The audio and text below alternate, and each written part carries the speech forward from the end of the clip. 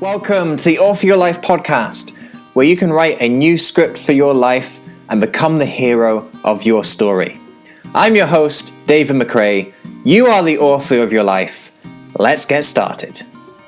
All you have to decide is what to do with the time that is given to you. In my experience, there's no such thing as luck. It is not our abilities that show what we truly are. It is our choices. Before we launch into the podcast, I'd like to tell you about my book, Author Your Life, Become the Hero of Your Story. This is a book for people who are at a crossroads in life and want to make a fresh start. Judging by the fact that you're listening to this podcast, I suspect that you may well be one of those people. This book is going to help you to change your narrative and rewrite the scripts in life that are holding you back. This book covers the latest science and research showing you how to become the person you want to be and live the life that you want to live. I'd like to invite you to get this book not only because I feel it's a great book that's going to help you, but also it's going to support the podcast as well.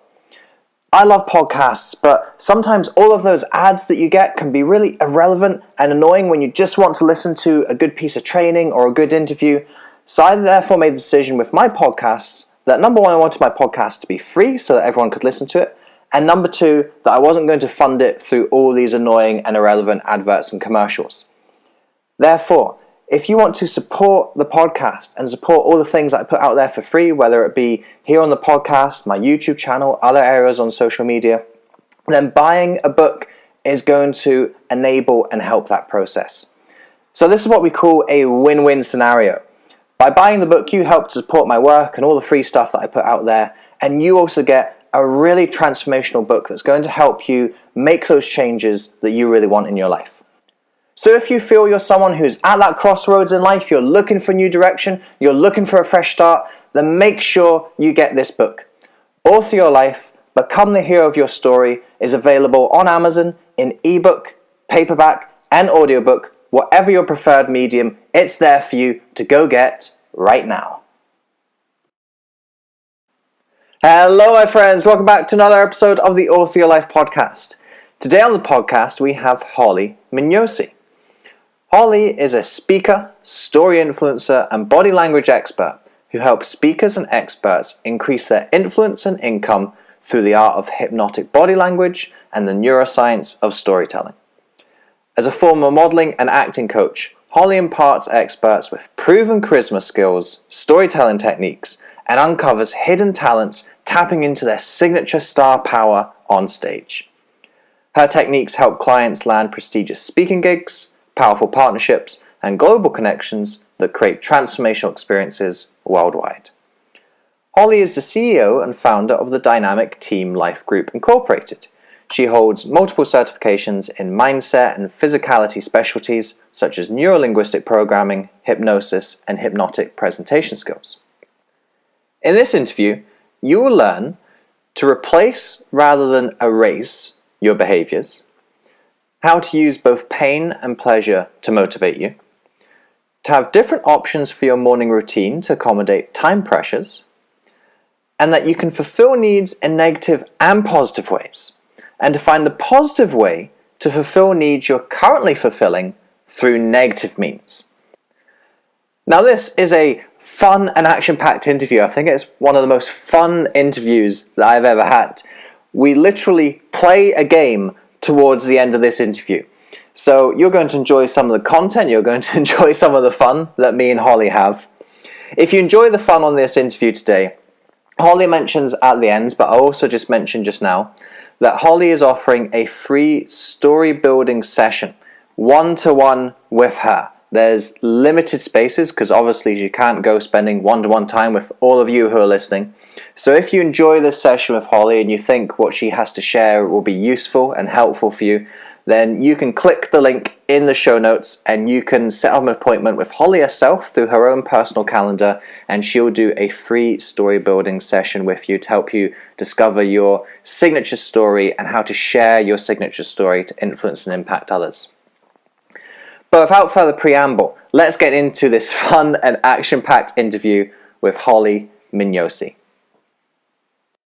Holly, welcome to the Author Your Life podcast.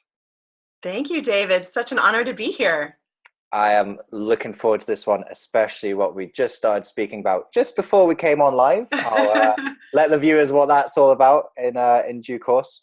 But first of all, I'd like to introduce you to the audience today and let the folks listening know a little bit more about who you are and what you do, and ultimately what's brought you to this conversation today. And the way that I like to do this for all the guests who come on the podcast is I like to find out about an individual's why. Why are they here? Why do they do the things that they're doing? So for you, Holly, you're someone who at this point in time trains speakers. Why did you start doing that? And what's the journey that has led you up to this point? It's all about the why, right? Yeah. Well, I didn't know that I was going to be a trainer for speakers. When I was young, I actually wanted to be a teacher. I wanted to own a hair salon, and I wanted to be a mermaid. So those are my three aspirations. And I love sharing knowledge. That's why I wanted to be a teacher. And I love making people feel good about themselves, particularly with aesthetics and how people look. And having a salon was my way of doing that. And owning a salon was also a way of throwing that business side, I guess, that I have in me. And then being a mermaid, I just wanted to be free. I just wanted that feeling of freedom and joy and fun.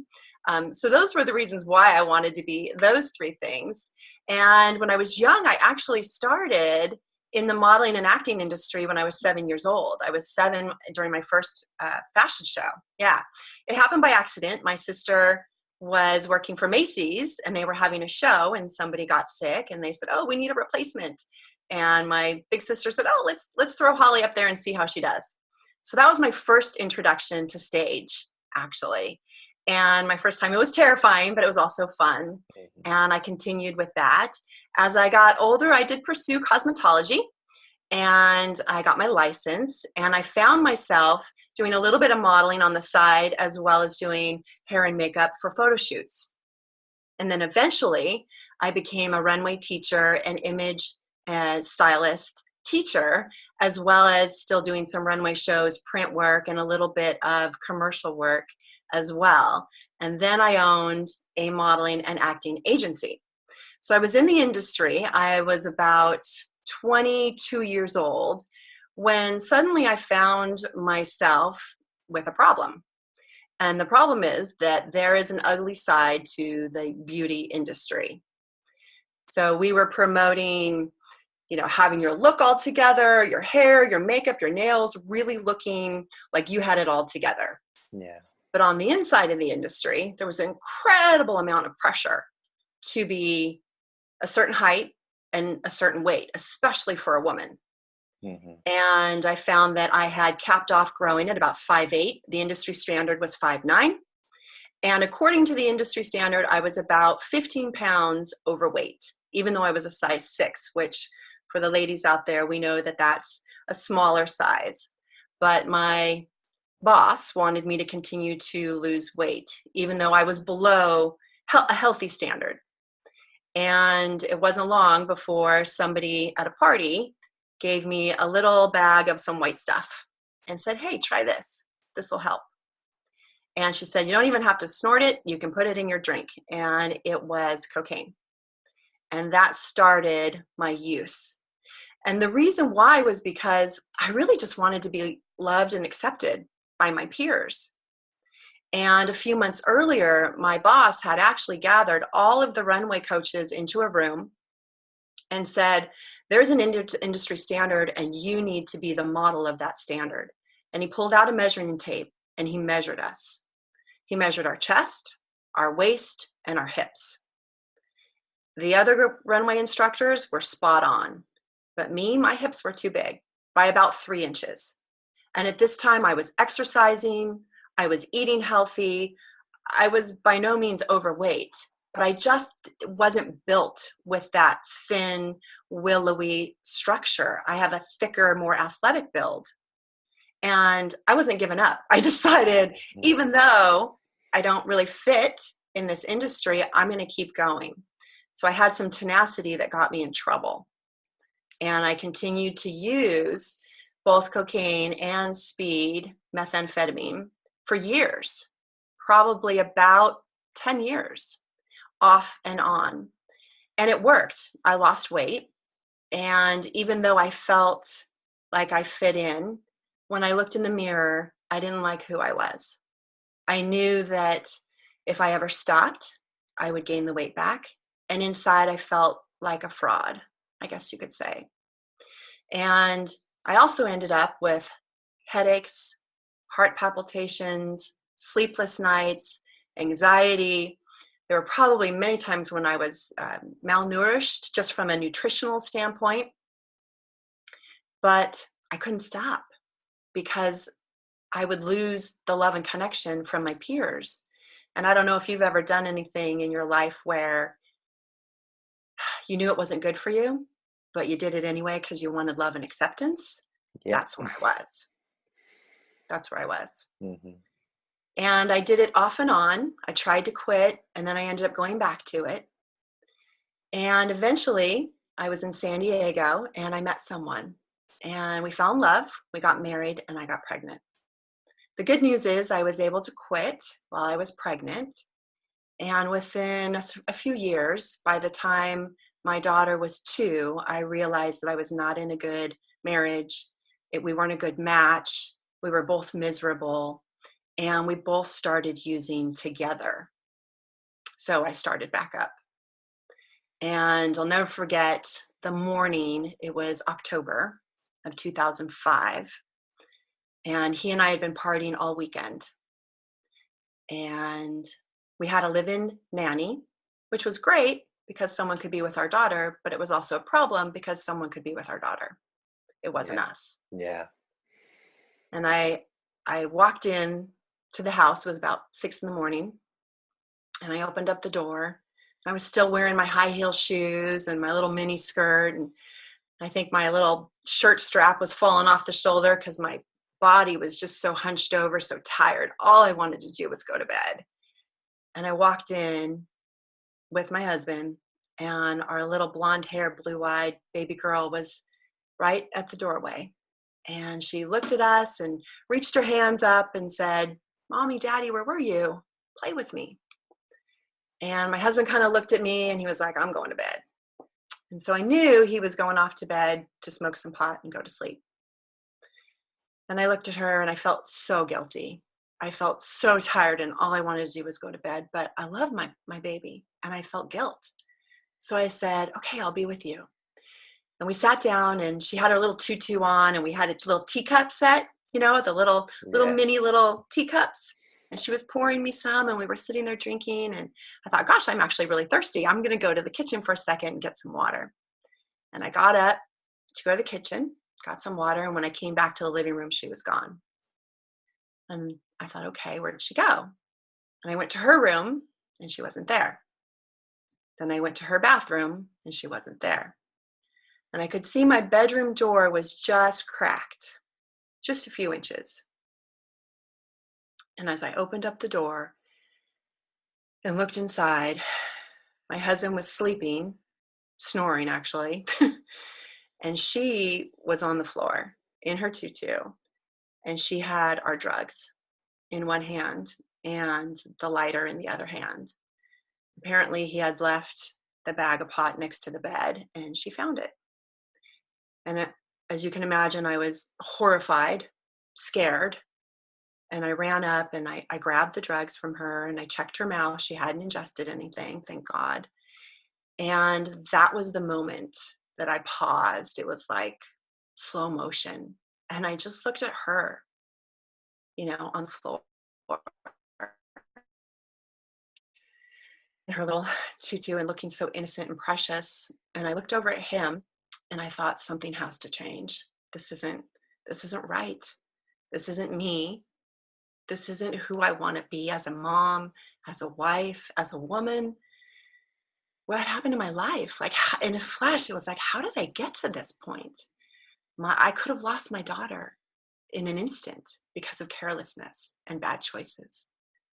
And all because I wanted love and connection. It just, all of a sudden, it was like, this does not make sense. And I knew it was like a divine download. It was like instantly I knew I can't ask him to change. I have to be the one to change. I have to take responsibility. And it was in that 1 second that I decided I'm going to rewrite my life. And I'm going to write my life by design.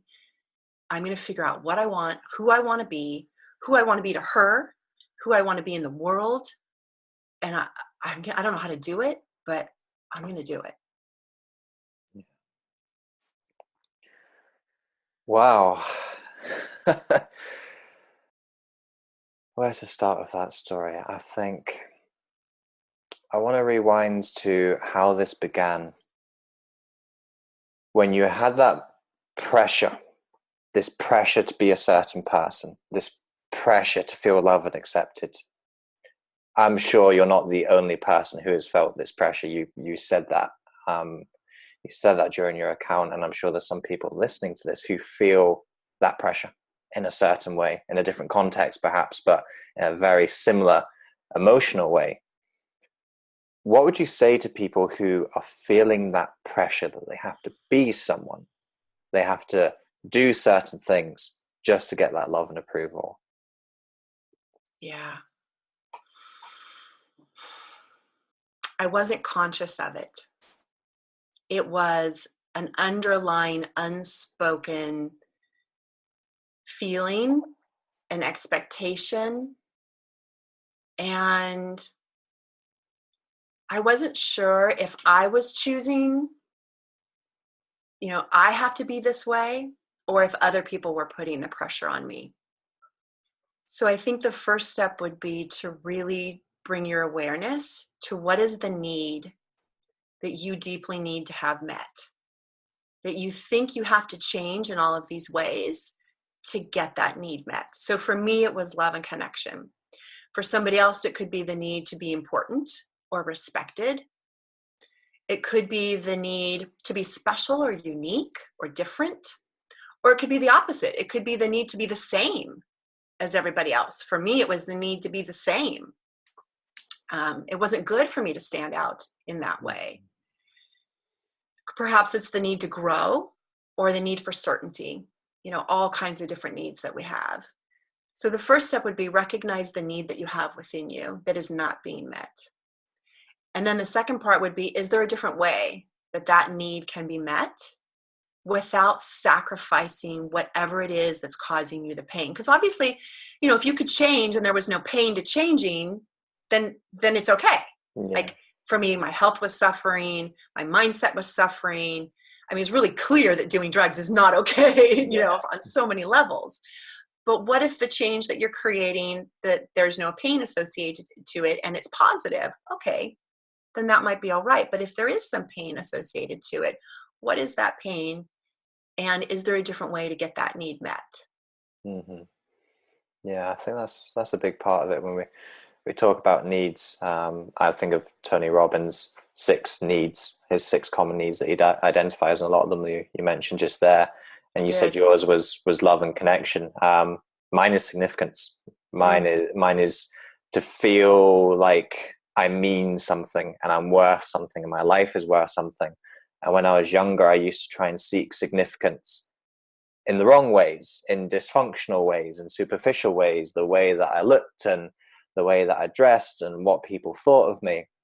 And now what I've done is I've recognized that there's that need, but I explore that need and I fulfill that need in a more positive way. So I say, well, I can be significant by having certain credentials or having the admiration of certain people, or I can have significance by helping people, by being important for others, by being an influence or a role model for them. That's still significance, but that's the positive way of fulfilling it, rather than trying to get the big house and the flash car and the fame and the money. That's the negative way of trying to get that significance. So I think it's really important to not ignore your needs, because when you ignore your needs, you can get yourself into even worse trouble than fulfilling it in a dysfunctional way. So I think finding that positive alternative is a really important part of it. Yes, I completely agree.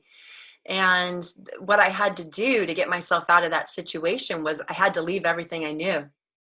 So the second part of it is, I would say, to have faith, to answer your question, to have faith that if you're in so much pain in a particular environment and it truly isn't beneficial to you or clearly the people around me, right? I was putting my daughter at risk. My husband wasn't happy. I was putting my job at risk, my health at risk. So if it's not good for you and the people around you, which we call ecology, then how can you get those needs met in a way that is good for you, feels good for you, and it helps other people? So I made a decision to quit drugs that day, even though I didn't know how I was going to deal with the cravings. I made a decision to also somehow get out of my marriage. I didn't know how I was going to do that, because I knew that even if I stayed in the environment, right? I had an internal environment that wasn't working, but I had an external environment that wasn't working. So that would be another part of the solution. What do you need to change internally as well as externally? And then I needed to get out of the industry. I had to leave everything I knew. And I was in the industry for my whole life and my adult life. I mean, at this point I was 30. Oh my gosh, I was 35 years old. I was 35. Yeah. And I had never really had any other job.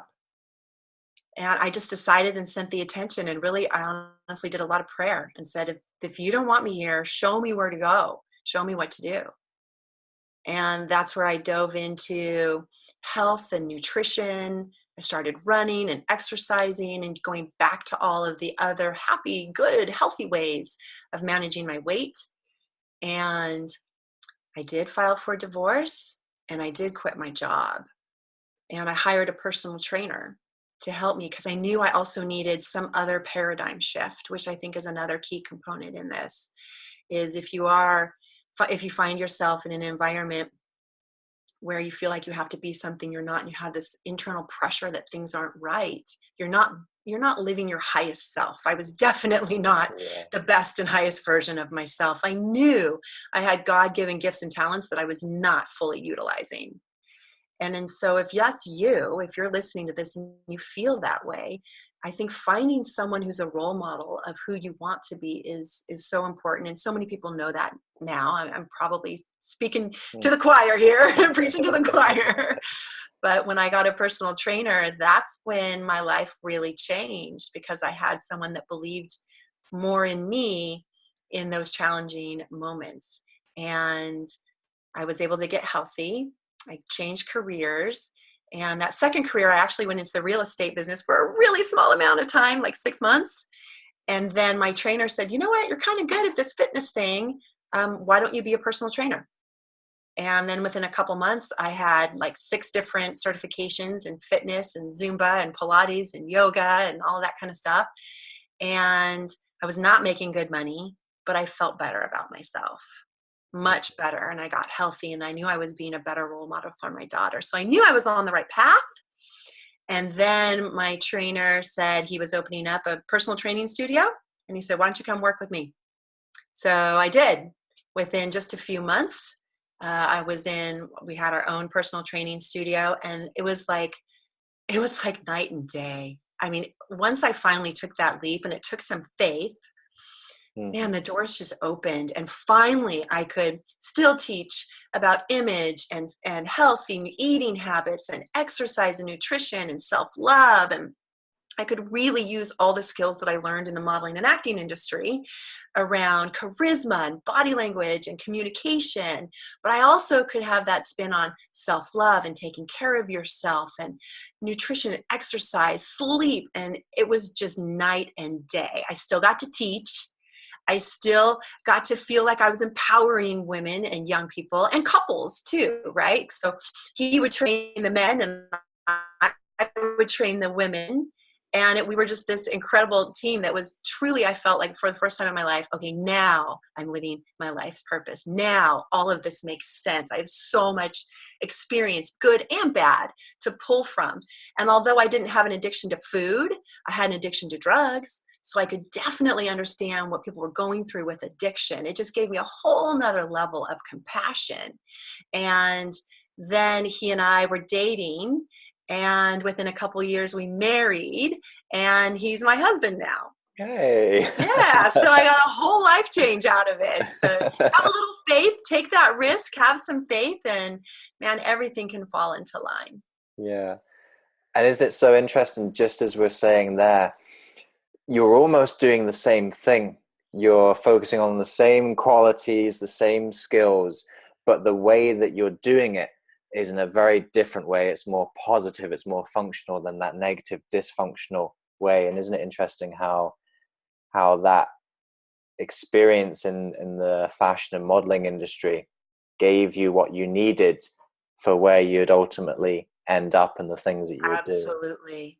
Absolutely. And for so long, I really had such a negative, uh, just a negative experience and negative association, a bad taste in my mouth, if you will, of the modeling and acting industry. But I've really come full circle to appreciate my story, my soul's journey, my soul story, my experience, because without all of those things, I wouldn't have a story to tell you today. I wouldn't have compassion for people who are going through similar things.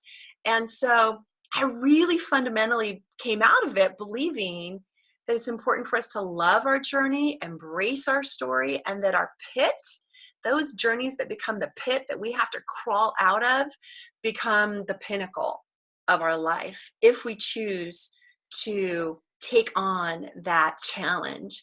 And if we can stand on our story, not in our story, but on it, as Lisa Nichols says, who's one of my favorite speakers, if we can stand on our story in victory and be so generous and vulnerable that we can share it with other people, then we can really inspire change. Mm-hmm. So I'd like to talk about this journey a little bit more. And I'm really interested in these turning points that people have, these points where people say, enough is enough, I'm sick of this, I can't do this anymore. And what the very deep level of motivation and desire that comes at that particular point in life. So for you, that point was that experience of walking into your bedroom and your daughter's there and you have that close shave. That was your turning point. From that point on, what do you think was the first thing that really started to change for you? What was the first thing that kind of kick-started you along the way and allowed you to start making that shift in your life? You mean before that moment or after that moment? Just after that moment, yeah. Yeah. It wasn't a straight point from A to B, Mm-hmm. right? There was self-doubt. Can I do this? Because once I stopped using the highly addictive drugs, cravings set in, temptation set in. But I made a commitment and I threw everything away. And you have to cut ties, which I did. You know, you get rid of the dealer's number, so to speak, Yeah. because temptation's gonna, those old ways are gonna creep in. And it was a process. Now I know that it's easier to replace than erase. So that's a term that I use with some of my health and fitness clients. So by just getting rid of the drugs, it created a void of, okay, well, now what do I use? Yeah. Now how do I get my need met to feel good, to feel happy, to feel attractive? I associated being thin to being attractive. I really felt like without it, I was going to be ugly, quote unquote. I needed a real mind shift. I needed to redefine who I was, what I thought it was to be a good role model, to be a healthy woman, an attractive woman from the inside out. And I felt those cravings. There were many times when I would sit, I'll be honest, there were many times when I can remember being in the bathroom. Okay, I've never told anybody this. Are you ready? Oh, yeah. Wow. Here we go. I can remember months after I quit, my body was probably still detoxing, right? Even though my mind and my heart were committed. And I can remember being in the bathroom at the fitness gym before we went to open up the studio. And I can remember looking at myself in the mirror and thinking, I'm not thin enough. I'm gaining weight. And I was so brainwashed to believe that I really had no worth. I thought if I gained a few more inches on my hips that I had no worth as a person. And I started strategizing. How can I get my need met? How can I what if I could find someone who could give me just a little bit of Coke? I bet that person knows. I bet that person in the gym. Let me look around and say, who looks like they use drugs? Yeah. Who looks like a party person? Who would know? Yeah. Or maybe I could go through my phone and find a photographer in the industry that I could get in contact with. And I started strategizing, truly. And then I looked at myself in the mirror and went, what are you doing? Thank goodness I was working. Thank goodness I had to get back to clients. Thank goodness I wasn't left alone. And I knew that I had to go in and step up and be a better person so that I could create change and contribute to other people. And then instantly I would bring into my mind, what if something happens with your daughter? What if she finds him again? She's getting older. What if she knows? What if somebody else sees you do this and they take your daughter away? So I actually had to set up almost like mental roadblocks, if you will.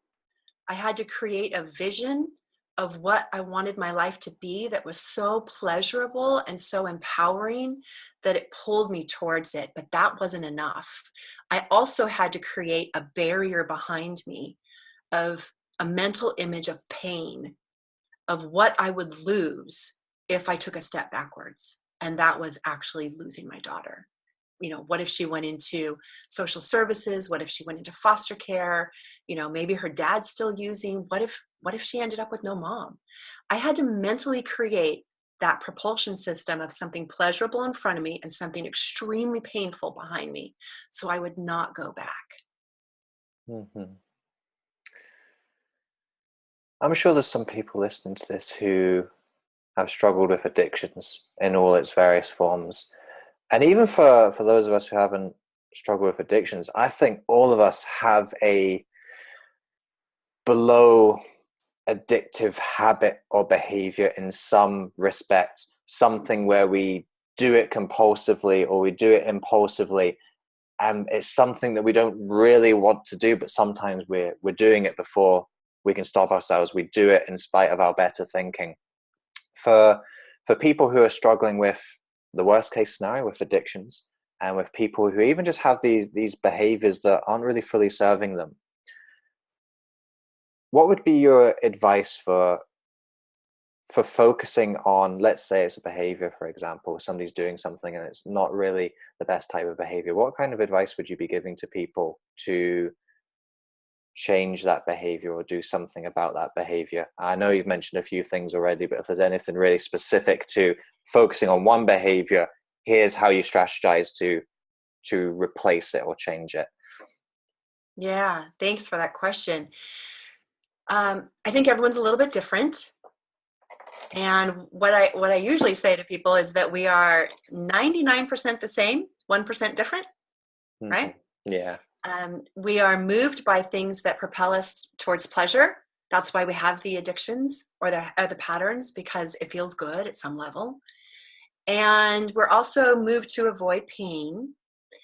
And what I have found works really well is to get really clear about what you want. So clear that you could write it in 2 or 3 sentences. And that clarity feels good. Like it's something you're moving towards. Like, yeah, this is what I want. Like, let's take, for example, perhaps something that a lot of people can relate to, like spending too much time on social media, right? That was what I was thinking of in my head. Yeah, I mean, that's really simple, right? And it's not just a metaphorical addiction. Science is proving now, but neurological science, that we're addicted. Mm-hmm. And it's by design. We get these bells and these whistles and yay, you got a like, more people love you, and all these psychological things that fulfill those needs. So let's just take that. Let's say that you're spending 2 hours at night on social media, checking in on your friends and even people you don't know that are your friends. And what you really want to do is maybe spend 20 or 30 minutes a night, right? So you could simply write down exactly what you want, the benefit that you'll get from it, and the important part, what you're going to lose. if you don't make that change. And those two things together, some people talk about just, hey, write down what you want, make it a great picture, and, make it like, oh, so amazing that you get up in the morning and you're like, yeah, I'm getting up for this. And some people say, oh no, you got to be really aware of the pain. And my perspective is both. Yeah. Really, to have a complete propulsion system, you need both. This works for food addiction, for my fitness clients, for my speaking clients that are afraid to get up on stage, afraid to share their story.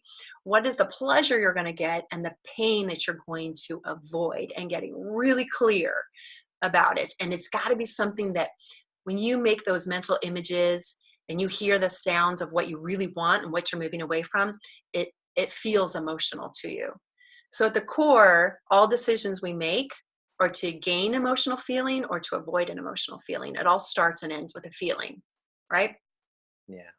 So if we're aware of that feeling that we want to stop using so much social media so we have more time to spend with friends or to talk to someone, our mom or dad, or maybe you want to read a book and learn something that can contribute to your business and raise your level of contribution to your community.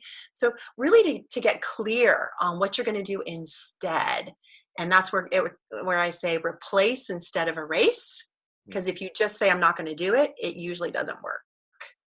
And then set yourself up on a daily habit so that, okay, every day I'm going to do this. And I know it's going to be a little challenging, but to continue to celebrate your little wins. That's a huge part of my recovery. And I'll be honest, I didn't go to AA. I didn't go to NA, Narcotics Anonymous. I didn't know I qualified. I didn't even know really NA existed. Yeah. So I did it all cold turkey. And I had to reward myself with, okay, today's another successful day, with making these little progress celebrations, even if it was just to like go, yes, to myself. And then the third component I would say is to have someone with you, tell someone that this is my goal. I need a little cheerleader. I would love some support. And typically I find it works well if it's someone that's already succeeded in that area. So I know it's really popular for people to have common goals and they're both kind of in the hole together. Like, okay, I want to lose 10 pounds. Well, I want to lose 10 pounds too, but neither of them have done it yet. Right. And when the weakness sets in, like, man, I really want to go to Starbucks, or we could work out. And the other friend goes, well, we could walk to Starbucks, then we get to work out and we get to still have Starbucks. Sometimes it doesn't work to have someone in it with you. You need someone who's just a few steps ahead. So I find that to be really helpful too. Mm-hmm. Yeah, I'd agree with that, especially that last one. Some groups of people, they have all these good intentions, and it's lovely that they have all these good intentions. But ultimately, I think a really good example is personal training. You would, I suspect, never go to a personal trainer who is grossly overweight, because you would say, well, if you can't do it for yourself, how can I possibly expect you to be able to do it for me?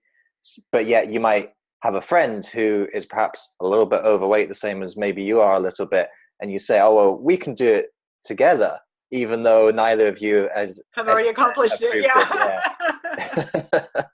Yeah. Sometimes you could take each other down together. That's a great metaphor. And the metaphor that I like to use too is if you're in a hole and you need to get out, you'd want someone to throw you a rope who's already out of the hole, right? Yeah. You wouldn't hand the rope to someone who's in the hole with you. So I'd like to focus on, you were talking there about this positive vision, and that was very much something that pulled you forward. And I like focusing on the positive stuff. I agree that pain can be an incredible motivator. It's something you can tap into and it's really useful. But I like to focus on people's aspiration and people's quest towards happiness and fulfillment. And that was something that seemed to really pull you along as well. If we fast forward in your story to where you are now, what are some of the things that you do on a daily basis that allow you to create this vision, or allowed you to build towards this vision that you still have for yourself? Oh, beautiful. Thank you for asking. I, for myself, and perhaps other people feel the same, I recognize that I have physical needs, spiritual needs, mental needs, and emotional needs. For me, it's really helpful for me to prime myself in the morning with things that put me in a peak state in those ways. And I know morning routines and morning rituals is a hot topic. Yeah. It has been for the past couple years. And I love hearing about the different things that people do in the morning to really boost themselves. And at the top of the list, I have to say, it's exercise. And here's my reason why. And of course, you're probably going to think, well, of course she'd say that. Yeah. That's what saved her. That's what she was a trainer. That's her value. Of course, you're going to say that. But exercise could be anything from stretching, walking. It could be doing a little yoga in your room. I'm not talking about necessarily the exercise where you go to the gym and you're in there for an hour every morning, lifting weights, getting all hot and sweaty. I mean, you could do that too. But I found it a beautiful link between our mind and our body. And in coaching, when I did some coaching with Tony Robbins, he would always say physiology first. If you want to change your client's mindset, you don't go with the mind, you actually go with the body. And so for myself, I would get up and run. And I've been running now for about 29 years every morning. Yeah, 29 years every morning. And I have a 15-minute route that I can go, a 30-minute and a 45-minute. So I never let time be the reason why I don't get out. So Yeah. I have those options. And it's a moving meditation for me.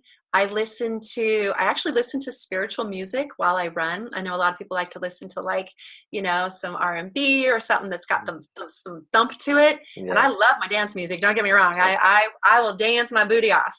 But when I run, I'm more intentionally connecting myself with spirit, and I'm asking for spirit to guide me. So I combine my meditation time with my physiology time.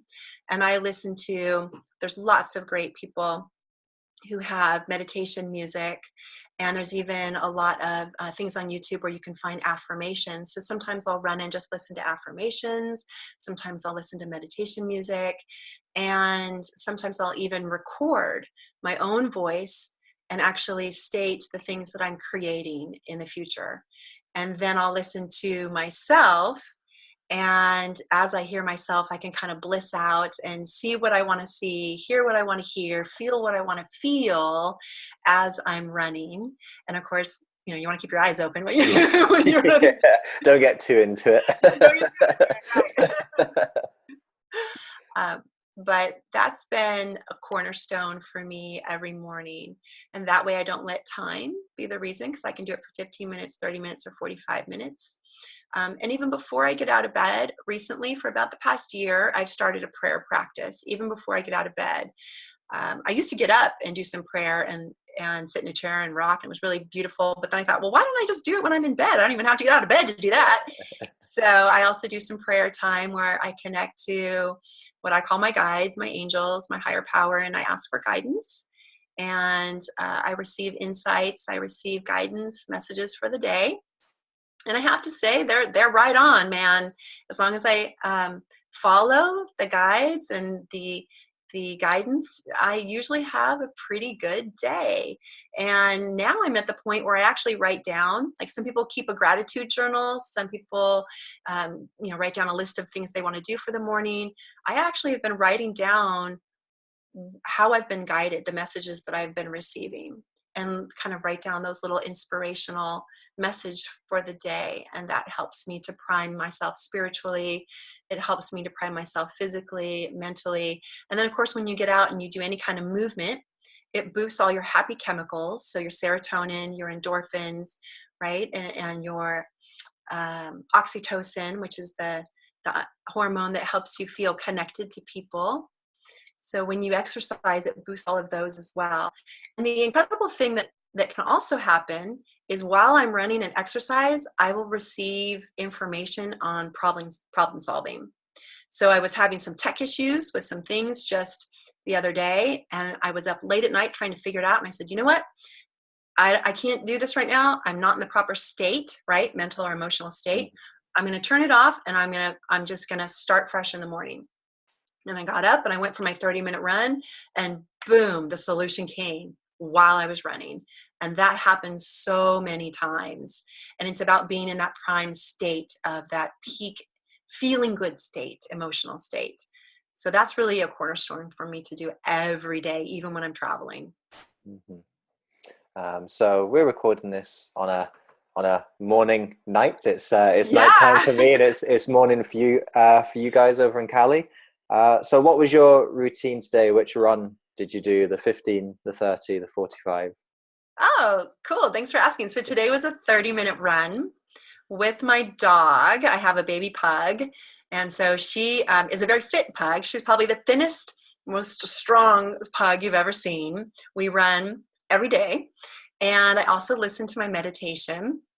And today I was really asking to guide me on what I could share today in this podcast with you. And I was asking for guidance to be very authentic and real and honest, and for whatever message that I had, for it to be shared with those that need it the most. And that was my intention as I was running today. Well, I think that's definitely been coming out in this interview. So clearly it's working, Holly. Thanks. So I'd like to make a little switch now into the exciting stuff that I hinted to at the beginning of this interview. And just to preface that and warm it up, I like to look at the switch that you've made more recently, where you were doing the personal training for a while, and you've now started training speakers and teaching people how to share their stories and tell their stories, which is something you've done in a very powerful way today. When did you feel the desire for that come in? What catalyzed it, and how did that start to come into being? Yeah, well, I think it was about the time I met you, actually, Yeah. several years ago, right? We were at a seminar, and I knew that if I was going to get back into speaking, and my initial intention was actually to be a speaker on the topic of health and fitness. I wanted to reach more women. I wanted to help women in business specifically, who were really contributing on a massive scale in their business, but perhaps letting their physicality slip. And that was my initial intention, was I want to play in this arena of the online market and speaking. I want to grow my fitness business. And I thought that's what I was going to be doing. And as I started studying with some of these speaking masters and these online masters, like you and I met with Brendan Burchard, Bo Eason, Shalene Johnson, Roger Love, I started to feel a calling, and it was really in my heart. Like I physically felt it in my heart. Like, I just love speakers. Mm-hmm. Speakers are these people that have courage and bravery, and they're so inspiring, and they get to be authentic and real, and they get to connect with all these people. I admired that. And I thought, gosh, I wonder if I could do that. And I have to admit that I struggled then, and I still struggle with self-doubt. So in no way have I overcome any of this. It's a constant thing that is there for me. And a person might think, well, gosh, you spent so much time, in acting and modeling and runway. You must be confident to be on stage. And so there was this idea that, well, I have some experience that I could pull from to help people with stage experience, but could I really do it? And I kept feeling like, yeah, I want to play in this arena. I want to explore this. But it was kind of on the back burner. And I thought, I don't know. I don't know if I could do that. I'm going to stick with fitness. And then I started speaking and doing what I intended. I created a fitness course, and I started speaking on the topic of fitness. And I started sharing my story, the same story that I shared today. And although a lot of people were inspired by my health and fitness story of you can change your life, you can give up addiction, I can help you, there was this other thing happening where people were saying, I really was inspired by your story. Could you show me how to share my story? And I thought, yeah, I would love to do that. That would be so amazing. And so I felt this new spark, this new inspiration that felt really deep. And it felt like this is what people say when they feel like they have a calling. I felt like I had a calling to make a big impact in a huge way, and I didn't know how. But when I thought of helping other speakers and lifting them up and being that voice of courage for them, like, yes, you've been through the pit. You've been through some challenges physically, mentally, emotionally, with your finances, your wealth, your relationships. It's scary, especially the first time, to share that with someone. I was terrified the first time I got on stage and shared my drug story. I was so scared that I had to practice with 5 friends. My first people that I shared that story with was my closest group of 5 friends, and I was bawling when I shared it. It was terrifying. I was afraid again that I was going to be seen as someone who was not a fit mother, who was not a fit wife. I was afraid of that rejection. And so to have that support of people saying, you know what, you made it through. You're still standing here. We don't see that person who was weak and scared and, making bad choices. We see someone who has courage and is strong and is vulnerable and took the hard road to be the best mom she could be. And so when they reflected that back to me, I had never heard that before, ever. And it's certainly what my inner dialogue wasn't saying. And so when I felt that love, it was like, I felt like I'd found home, like truly heaven on earth. And that's what I needed to heal. And so I've always considered myself a healer in my health and fitness business. And I thought, if I could heal people that have been through a pit and are willing to make it their pinnacle and to share it with others, that feels right. That feels like my calling. And I wanted to explore that. And I started studying storytelling. And then I also found I was fascinated with body language, and it really worked well with my experience of runway, how to ace an audition. Audition doesn't start when you actually, recite the commercial. The audition starts the moment you walk in the room. Yeah. So that's all about presence, body language, charisma, how you present yourself, your connection to other people. And so I started to put all these pieces together, and I thought, wow, my life really actually wasn't a mess. It actually was a mess that could be a message. Mm-hmm. And all the pieces can come together in this way that I can serve in a bigger way. And so by helping people with their story, it makes sense for my life. And I feel confident and really that everyone that has a story, no matter if it feels like it doesn't match what they're currently doing in their life, I guarantee we can find a connection. I guarantee it. Sometimes we're just so in the story we can't see it. But I guarantee if you are a social media guru and you've been through something crazy in your life and you just can't see the connection, like if I share this story, I don't see how it fits, we can find a connection. I guarantee it. There are no coincidences. And that is exciting and thrilling to me. And that's my why. Yeah. That's how I got into all this. It's my jam. Well, would you like to take the stage and show the audience a little bit of what all this is about? I understand that you've prepared a little bit of fun for us. I'll give the stage over to you to explain what's going to happen right now. Cool. Thank you so much. Well, first of all, David, thanks for letting me do this, because you don't know what's coming. You know a little bit of what's coming, but you don't. So this is fun. We get to play. I get to ask some questions and role reverse a little bit. I thought it would be fun for you as well as for the listeners to learn a little bit about body language and learn some things that you can put in practice today.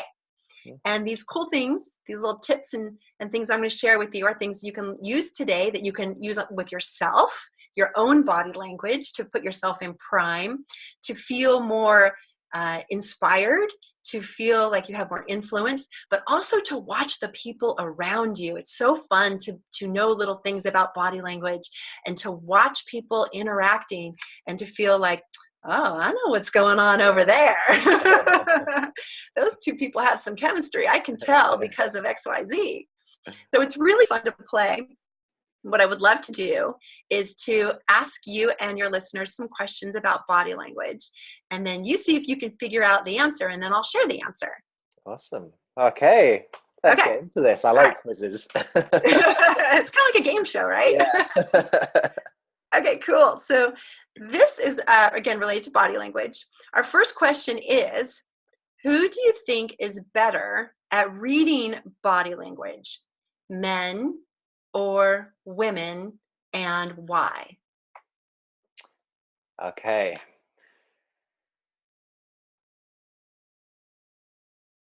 My intuitive answer is women.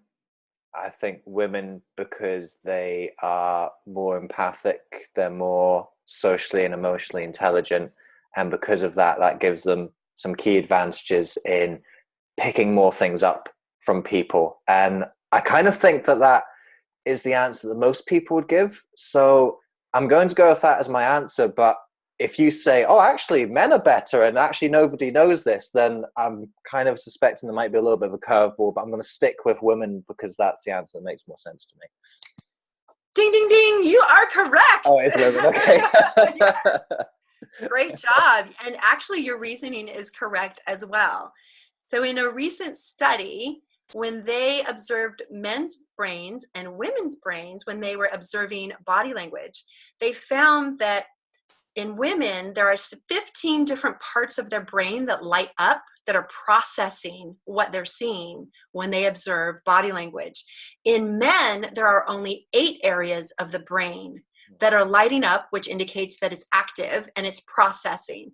And here's the reason why we think that is. We believe it's an evolutionary process from our caveman days, when the men together would go out and hunt. And typically they would need to maybe scan a large space.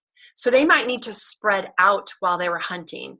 Their body language cues would be much larger, whereas women would be back at the village and they would be in smaller, much closer to one another. They'd be in tight-knit groups, and the body language cues would be smaller, more subtle, perhaps harder to see. So we had to learn to follow what the matriarch, or what the alpha female, when the males are gone, there's an alpha female that organically happens, and she would be directing the women, do this, do that, do this, don't do that.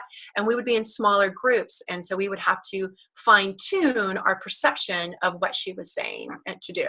So you're correct. All It's right. an evolutionary process. 1 out of 1. Okay. 1 out of Keep us 1. going. Okay. Okay, this is one of my favorite ones. Okay, if there were a group of people talking, imagine there's about maybe 5 people in a group. You're in a seminar and you see a group of 5 people talking. What body part points to the alpha in the group? I'm going to give you 3 possibilities. Okay, in that group, in any group of people, one will always be the leader. The alpha is what we say. Is it the eyes? Is it the heart? Or is it the feet?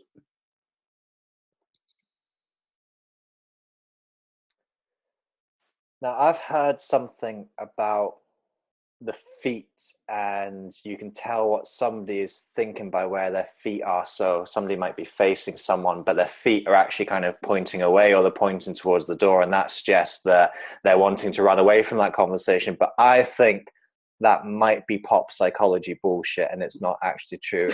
I actually think when you said heart, I was like, that sounds like something that might actually be more true. So I'm going to go for heart for that one. I'm going to say ding, ding, ding. Oh, you're correct on your first part. Oh, the no. feet are actually, yes, it is the feet. Oh. Yes, we would love to think it's the heart, right? Yeah. However, culturally, we have been trained, men and women, that to be respectful when someone is speaking, that we look at them and that we face them. However, the body parts that are the furthest away from our core, we are not as aware of. We're not as conscious of maybe our hands or our feet, particularly our feet. So our feet will always show what we're unconsciously thinking. And you're absolutely correct. If you're engaged in a conversation with someone and they have one foot pointed at you and their other foot is pointed away from the conversation, there's part of them that's in the conversation and part of them that wants to get out of the conversation, but they're being polite. Yeah. Ah, so that isn't pop Yeah. psychology bullshit. Okay. Okay. Also give you a point for that one, though. Okay. Thank you. Okay. In conversation, the alpha, does the alpha influence the topic of the conversation, the pace at which they're speaking, or when to laugh? Oh.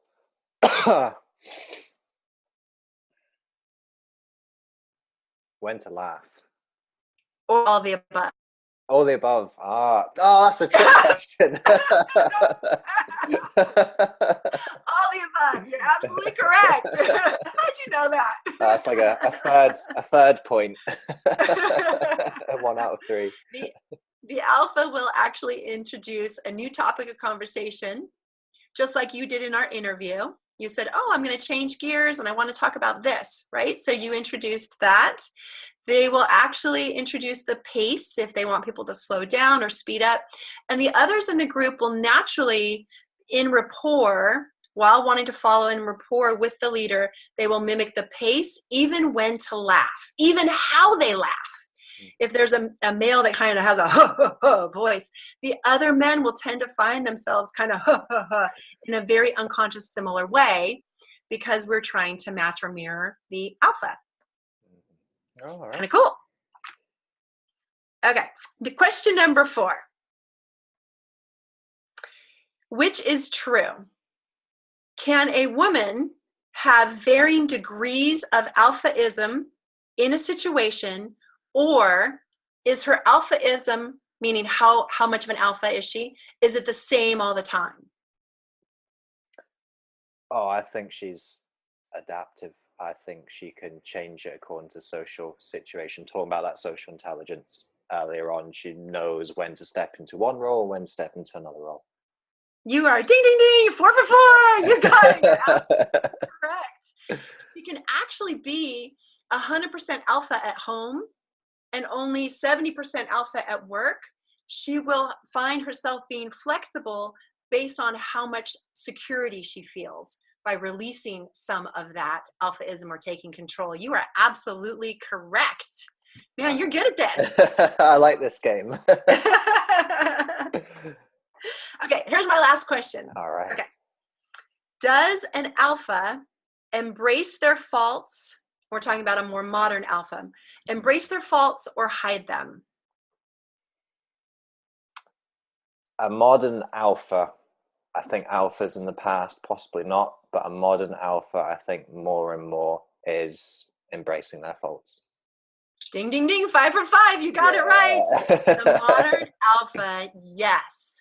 And it's so interesting with the way social media is, because even though we can connect, right, on social media with so many more people, we're actually going very wide, but not very deep with our level of connection. And so because of that, I feel like there's a real calling where we all want this level of going more narrow and deeper with our level of connection. So we hear this word authenticity come up so much.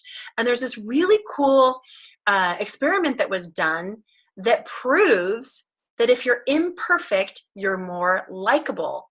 And it's called the Pratfall Effect. And they took 2 women who were actresses and had them demonstrate like a blender kind of deal, like how to blend all kinds of fruits and vegetables together.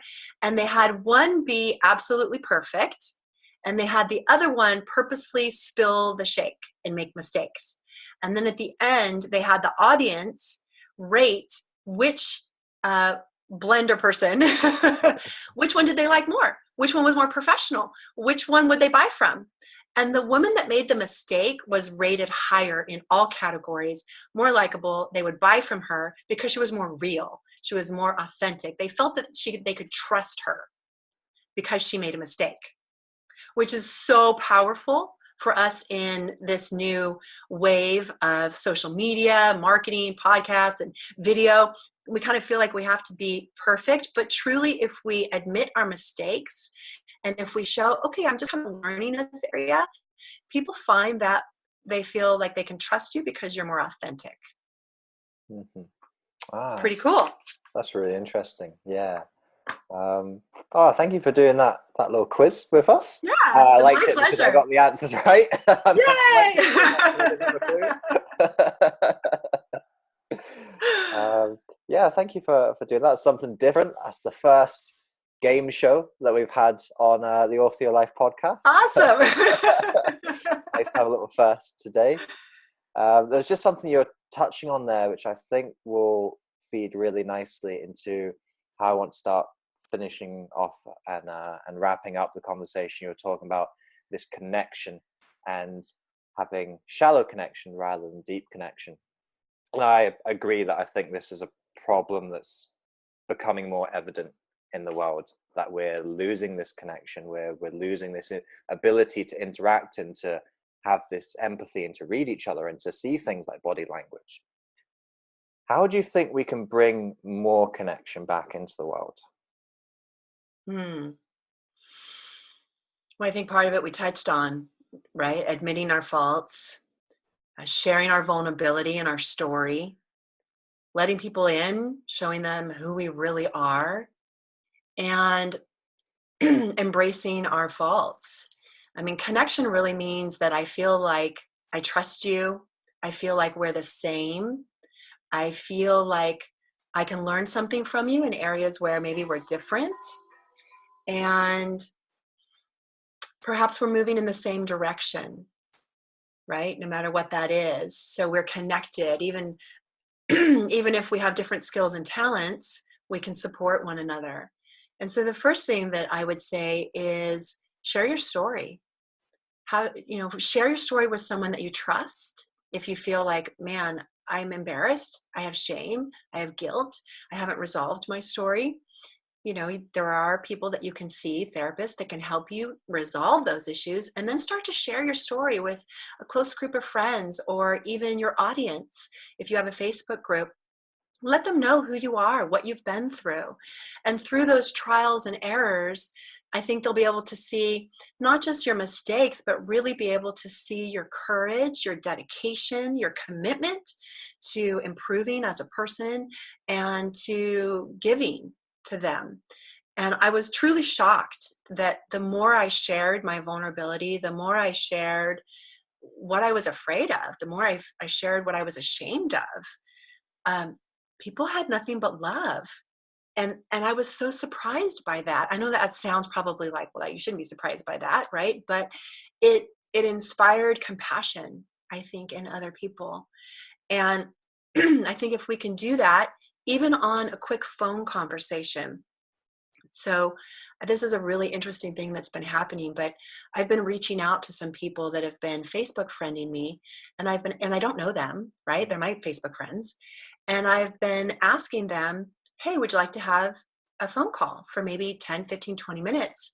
I like what you're up to. I looked at, your site, your page. Would you like to have a 20-minute phone call to see how we could support each other?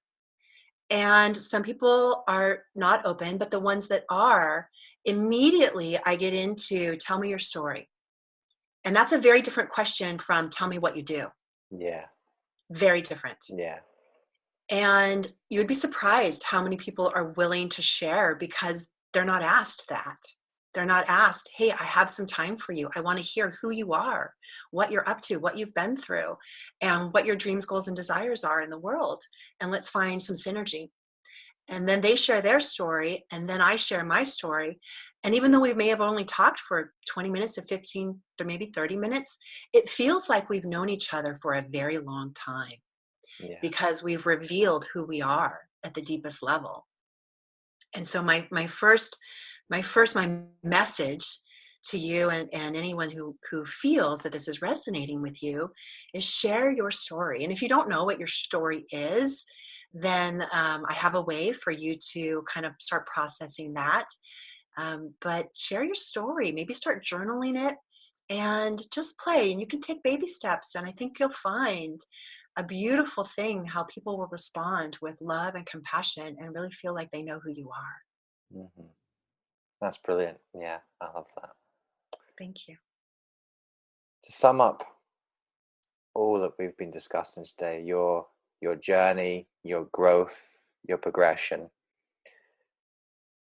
When one day your final day comes, Holley, and it's going to come for all of us, sadly, or maybe not so sadly, depending on how you look at things, what do you want your legacy to have been during your life? How would you want to be remembered, and what impact do you want to have made during the time that you had on Earth?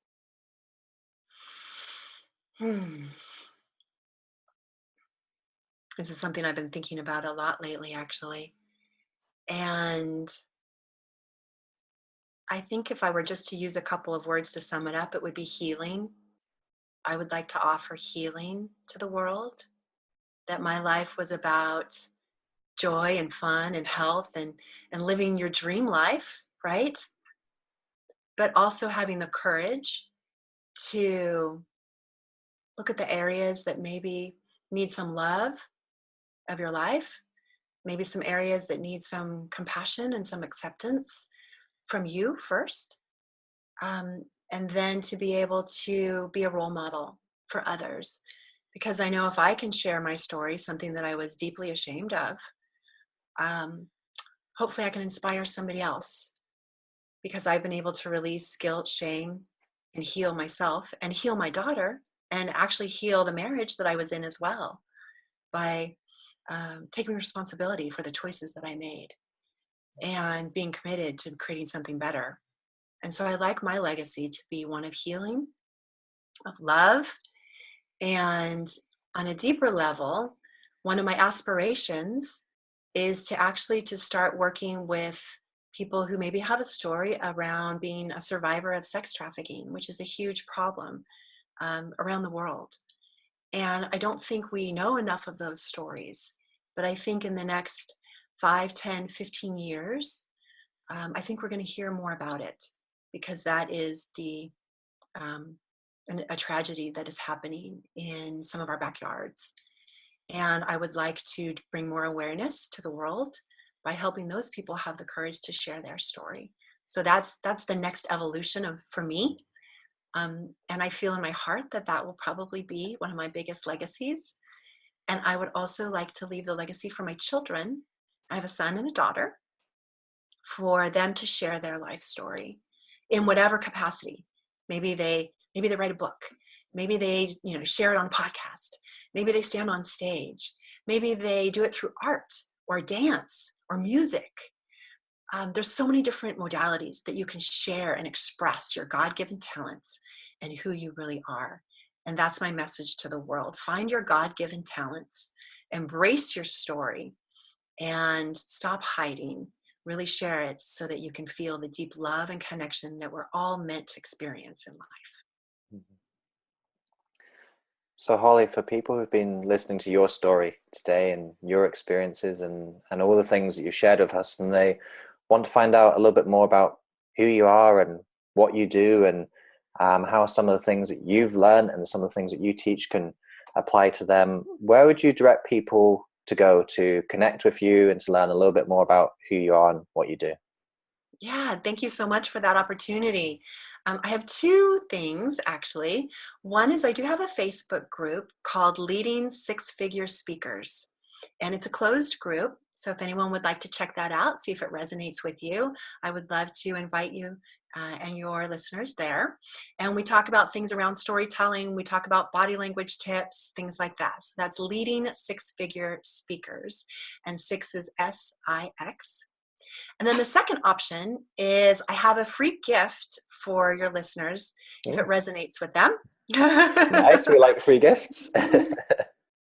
I'm so passionate about helping people with their story that I would like to help anyone who's interested discover their story. And I would like to offer a signature story builder session where they can actually talk to me for a short amount of time, maybe 30 minutes or so, and we can start to uncover perhaps what their story is and how they can begin to share it in all the different ways that it can be shared through speaking, music, dance, however they want to do that, but to really start to uncover their story. And to do that, there is a link. They can go to my name, which is Holley Mignosi, and it's Holley. My last name is Mignosi. HollyMignosi.com/my story. So it's hollymignosi.com/my story. I don't have a lot of those spots available because I just don't have all the time. But for those that want to take a fast action, I would love to help them with their story, and I look forward to connecting and meeting them. Well, Holly, thank you very much for your generosity, both in your time today and in your lovely gift giving and pop quiz hosting and everything you've done in the hour that we've had together. I've really admired your openness and your authenticity, and also the fun that you've brought. I've seen lots of different sides of you in the short interaction that we've had, and lots of different qualities coming out. You've really been able to step into different places and express different parts of yourself, all very kind of vibrantly and openly. So thank you for bringing that energy into today's conversation. Oh, thank you for that recognition. That was a beautiful compliment. I'm going to carry that with me today. Thank you so much. And thank you for creating this space, David. I mean, the space to be free, to be open. It was fun. It was engaging. You asked some great questions, and it was such a pleasure. Thank you so much for listening to this episode. If you enjoyed this episode, I'd appreciate it hugely if you could head over to iTunes and leave a rating and review for the podcast. With your review, please be as honest and detailed as you can be, because with honest and detailed feedback, that helps me to adapt and grow this podcast to most serve you, the listener. Also, if you enjoyed this episode, then make sure you subscribe to the podcast. That way you aren't going to miss any of the future episodes that we've got lined up for you. Until next time, remember that you are the author of your life. You hold the pen, and you can write whatever script you want for yourself. So go out today and write yourself a beautiful story.